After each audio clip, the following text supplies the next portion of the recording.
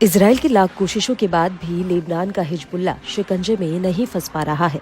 पहले हवाई ऑपरेशन और अब जमीनी ऑपरेशन के बावजूद हिजबुल्ला के तेवर पहले की तरह बरकरार हैं। अपने शीर्ष नेताओं के मारे जाने के बाद भी हिजबुल्ला लड़ाके बेतहाशा इजराइल पर हमलावर हैं। अपने एडवांस हथियारों के दम पर हिजबुल्ला इजराइल को कड़ी टक्कर दे रहा है। हिजबुल्ला के घातक ड्रोन और मिसाइल रॉकेटों ने इजराइल के सबसे सुरक्षित माने जाने वाले एयर डिफेंस सिस्टम की भी काट निकाल ली है।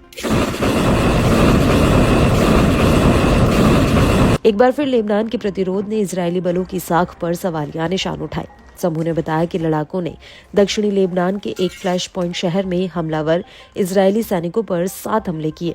हिजबुल्ला ने अपने हमलों की जानकारी देते हुए बताया कि उसने नबातीह प्रांत के एक बड़े शहर खियम के पास इजरायली बलों पर हमले किए।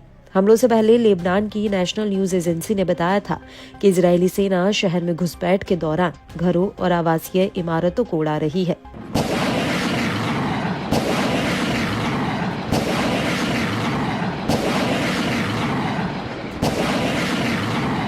हिजबुल्ला ने इजरायली मिलिट्री साइट्स के खिलाफ अपने 29 ऑपरेशनों का दावा किया, जिससे दक्षिणी लेबनानी शहरों और गांवों में इजरायली सेना की आगे बढ़ने की कोशिशों को रोका गया। इन ऑपरेशनों में हिजबुल्ला ने दक्षिणी लेबनानी शहरों और उत्तरी इजराइल में इजरायली सेना की टुकड़ियों पर रॉकेट और ड्रोन हमले किए। इसके अलावा हिजबुल्ला ने पश्चिमी सेक्टर के आसमान में एक इजरायली हरमीज 900 ड्रोन को सतह से हवा में मार करने वाली मिसाइल से तबाह किया। लड़ाकों ने अभियान की शुरुआत एक तरफा ड्रोन के हमले से की। इसमें कब्जे वाले हाइफा के उत्तर में हाइफा नौसैनिक अड्डे को निशाना बनाया गया, जहां मिसाइल नौकाएं और पनडुब्बियां हैं, जो लेबनान फिलिस्तीनी बॉर्डर से 35 किलोमीटर दूर है।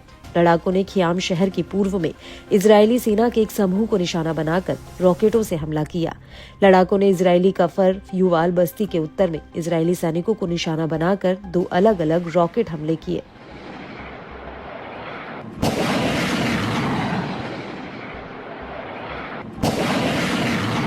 लड़ाकू विमानों ने पहली बार लेबनान फिलिस्तीनी सीमा से 150 किलोमीटर दूर हदजोर एयरबेस को निशाना बनाया, जहां टोही और लड़ाकू स्क्वाड्रनों वाला एक प्रमुख वायु विंग तैनात बताया जाता है।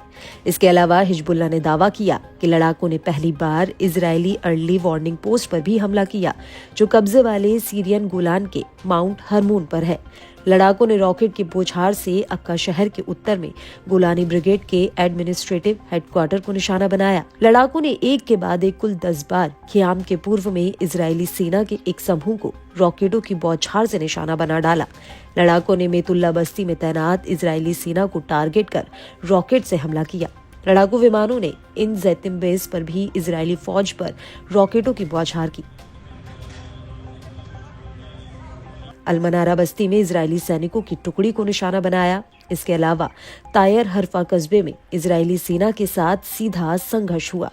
बताया जाता है कि लड़ाकों ने तायर हरफा शहर के पश्चिमी हिस्से के एक घर में इजरायली सेना की घुसपैठ पर नजर रखी, जहां एक बख्तरबंद वाहन को नष्ट कर डाला। मध्यम दूरी के मशीन गनों और कई घातक हथियारों का इस्तेमाल किया, जिससे इमारत के कुछ हिस्से इजरायली बलों पर गिरे। इस बीच न्यूयॉर्क टाइम्स की रिपोर्ट ने बड़ा दावा किया है। अमेरिकी अधिकारियों के हवाले से बताया गया कि इजराइल हिजबुल्ला के कम दूरी के रॉकेट को काबू नहीं कर पा रहा। इजराइल का एयर डिफेंस सिस्टम हिजबुल्ला के हमलों के सामने विफल रहा है। दरअसल लड़ाके उत्तरी इजराइल को लगातार अपना निशाना बनाते रहते हैं। बता दें कि ये इलाका सबसे ज्यादा हिजबुल्ला के हमलों का शिकार रहा है। इसके चलते उत्तरी इजरायली बस्तियों के लोग सुरक्षित अपनी बस्तियों में नहीं लौट पा रहे हैं। वहीं लेबनान के स्वास्थ्य मंत्रालय ने कहा कि पूर्वी बेका वैली में इजरायली हमलों में कम से कम 22 लोगों की जान गई। अक्टूबर 2023 से लेबनान पर इजरायली हमले में मरने वालों की संख्या 3,500 से ज्यादा हो गई है। इसके अलावा 15,000 से अधिक लोग घायल हुए हैं। इनमें से अधिकतर पिछले महीने तेज हुए हवाई और जमीनी हमलों के दौरान अपनी जान गंवा चुके हैं।